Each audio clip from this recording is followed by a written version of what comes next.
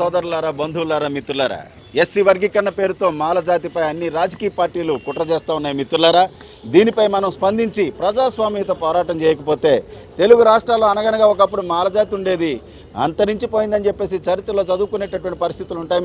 మిత్రులారా, ఇకనైనా స్పందించండి.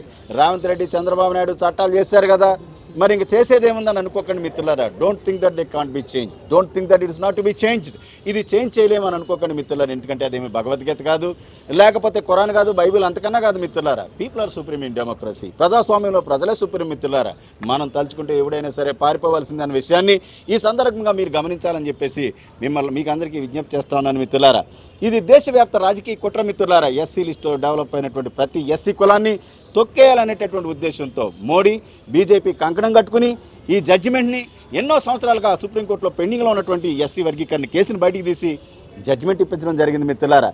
మిమ్మల్ని అందరినీ నేను కోరుకునేది ఒకటే, 100లో 4 ఇస్తూ ఉన్నారు మనకి రిజర్వేషన్ పేరుతో. 100లో 4 ఇచ్చేటటువంటి ఈ సీట్లను మన మోడీ సాబ్ దేశవ్యాప్తంగా ఉన్నటువంటి 1108 ఎస్సీ కులాలకు ఎలా సమంగా పంచుతారు? ఈ 100లో 4 ఇచ్చేటటువంటి ఈ సీట్లను తెలుగు రాష్ట్రాల్లో ఉన్నటువంటి 59 ఎస్సీ కులాలకు చంద్రబాబు నాయుడు, రేవంత్ రెడ్డి ఎలా పంచుతారు మిత్రులారా? ఎస్సీ వర్గీకరణ మన ఎంగిలి మెతికలకైనా? సుప్రీంకోర్టు, హైకోర్టు జడ్జెస్ విషయంలో వర్గీకరణ అక్కర్లేదా? ఈ దేశంలో ఉన్నటువంటి భూముల విషయంలో వర్గీకరణ అవసరం లేదా? మోడీ, చంద్రబాబు నాయుడు, రేవంత్ రెడ్డి క్యాబినెట్లో ఉన్నటువంటి మంత్రి పదవుల్లో వర్గీకరణ అక్కర్లేదా? అలాగే మరి మన ఆస్తుల విషయంలో అక్కర్లేదా? లేకపోతే ఇండస్ట్రీస్ విషయంలో అక్కర్లేదా? ఓన్లీ మనం ఎర్రి పప్పగాళ్ళం కాబట్టి మనకి ఇచ్చేటటువంటి ఎంగిలి మెతికల్లోనే రిజర్వేషన్ వర్గీకరణ అంటూ ఉన్నారు వీళ్ళు.